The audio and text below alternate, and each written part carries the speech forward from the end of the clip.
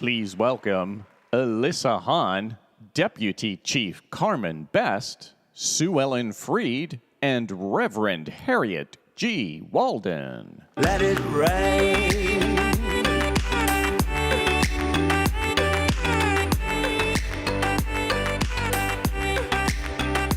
Let it rain. Hello, everyone. You can be seated. Welcome to our lovely city of Seattle. My name is Alisa Hahn. I'm a TV reporter for King 5. I've worked here for 20 years covering criminal investigations, police officers, and police reform. I am honored to be joined by these three women. They all have different perspectives on criminal justice. They are also very accomplished and outspoken on these issues. I'd like to invite all of them to each introduce themselves. Hello, my name is Reverend Harriet Walden, and I'm the founder of Mothers for Police Accountability. We've been around for 27 years doing the work of police reform, and welcome to Seattle.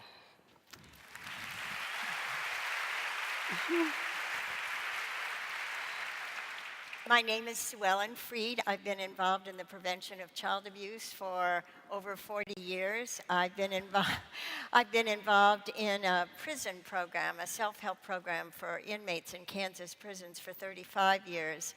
I've written 3 books on bullying, and I'm going to write a 4th one on sibling bullying.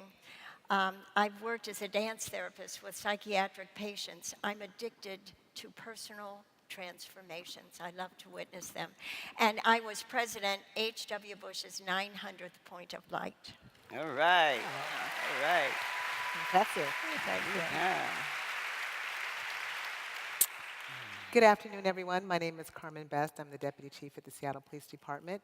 I am a Pacific Northwest native. We have 5 generations of our family that live here. I am just committed to this city and so very pleased to be here today to talk to everyone and join you in this conversation. Thank you. Thank you. Reverend Walden, I think you were the one that mentioned yesterday that this discussion is a little bit of providence.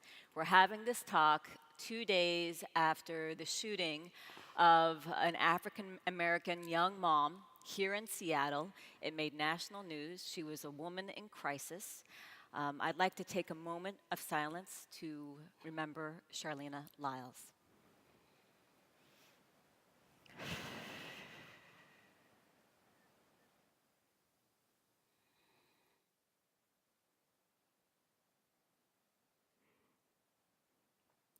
Thank you very much.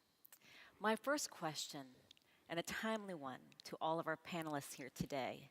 If you could find one word to describe the state of our criminal justice system, what would that word be? For me, it would be not good right now. There's a great divide.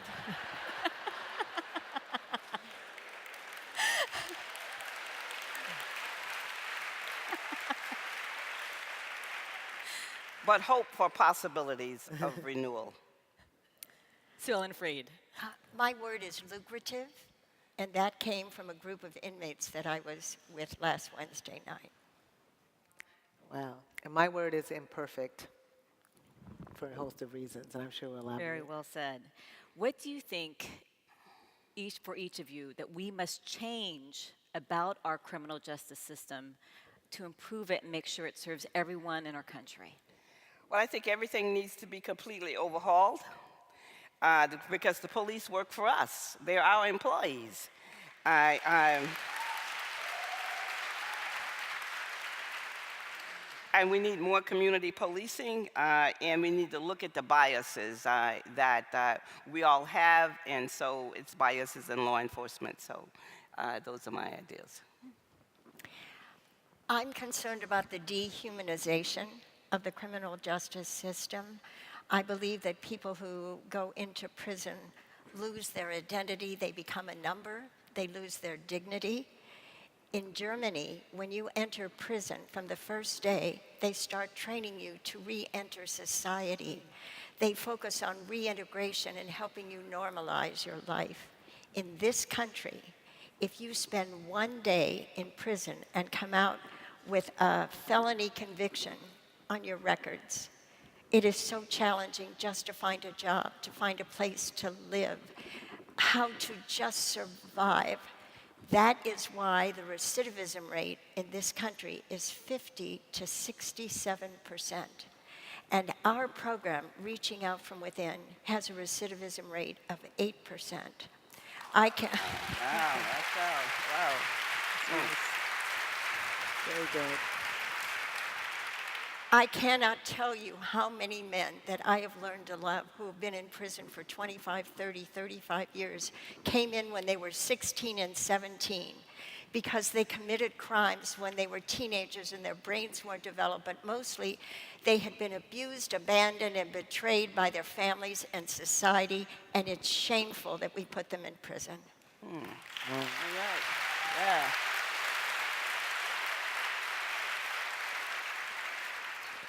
And I would agree with Reverend Walden that the police work for the community. I think that in order to overhaul the system, we really have to focus on service and recognize it's not just service from the police officers, but there's a whole host of issues. It's the courts, the prosecutors, the defense, and the corrections as well. So we need to all focus on service and being of service to the community. I was at an iftar the other night, and one of the folks there was saying, you know, if you're not at the table, you're on the menu. So we need to be all together at the table, having conversations, you know, digging a little deeper to make sure that we have legitimacy, that we have restorative justice, that everyone has the right to justice and humane treatment. Well said. All right. Sue Ellen, you touched on this topic a little bit already, but I think one thing that we've seen across the country is sort of this school to prison pipeline that has been going on, especially when crime impacts and affects our youth. And Reverend Walden, why don't I start with you? What do you think needs to be done about that to stop that cycle? Well, we need more African American teachers in the classroom, and North Carolina puts out a lot of them every year. We need teachers who believe that all children can learn, and also believe that each child coming to the school has some kind of a good story, and they can be a good citizen. And also, like myself, I grew up when all my teachers was black, and so consequently, I grew up believing in myself because I saw that every day, and I think that's what's missing. The other thing I believe also is that we need more parents in the classroom, because if parents are in the classroom, the children, the young people would behave better. But most of all, we need more African American male teachers and women teachers in the classroom throughout of America. Thank you. Well said. Sue Ellen.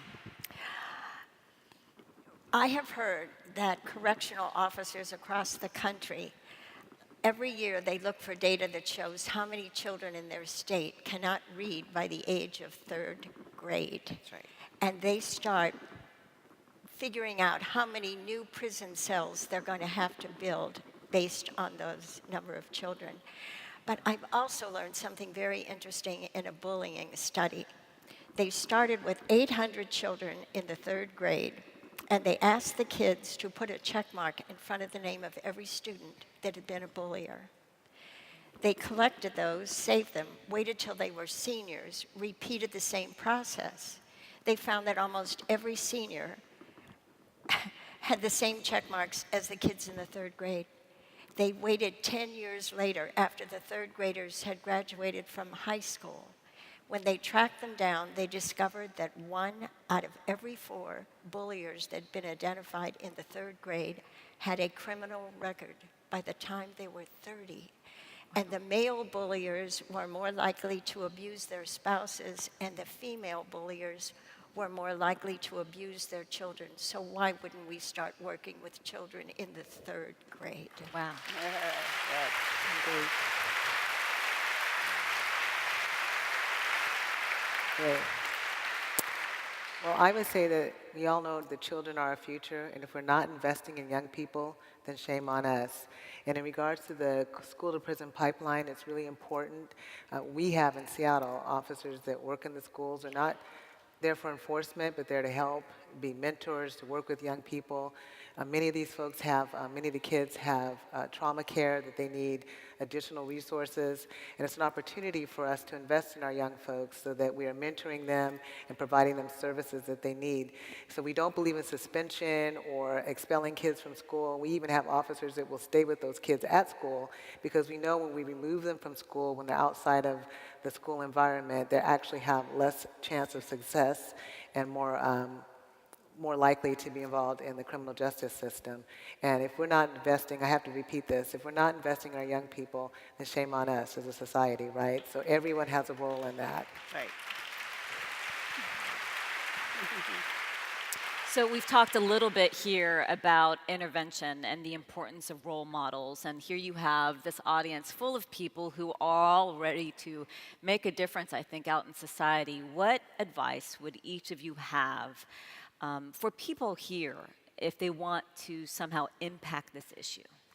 Well, I would ask people to get involved with, when they go back home, get involved with groups who are doing community police reform, to work to hold the police accountable. And there's groups in every city across America. A lot of them are volunteer groups who are working on police reform and police accountability. Great. Sue Ellen. I would say get involved in some child abuse prevention programs. Go to schools and help teach children to learn to read by 3rd grade. Support bullying prevention programs. Reach out to people who are in pain. People who are in pain have had to learn how to be resilient. They have so much courage. They have wisdom to share with us. We need to talk to our children and our grandchildren and anybody we can get our hands on about empathy. There's a story about a fish that was in a pond and it was upside down, its tail was flapping, and all the other fish swam away as fast as they could. What they didn't know was this fish had a hook in its mouth and it was doing the best it could. Every day we come in contact with people who have invisible hooks that we can't see. We need to reach out to them. We need to stop the pain. And I wear this kindness button. I buy them by the thousands because it's cheaper that way. And I wear this button until I see somebody perform a kind act, and then I take it off and I give it to them, and I ask them to wear it and pass it on. So my advice to you is stop pain, affirm kindness. Oh, all right. Deputy Chief Best. Right, yeah. Yeah.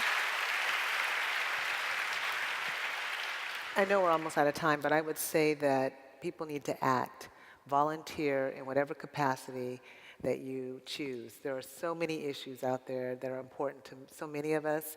So for myself, I volunteered with my kids, I volunteered for Campfire, I volunteered mentoring.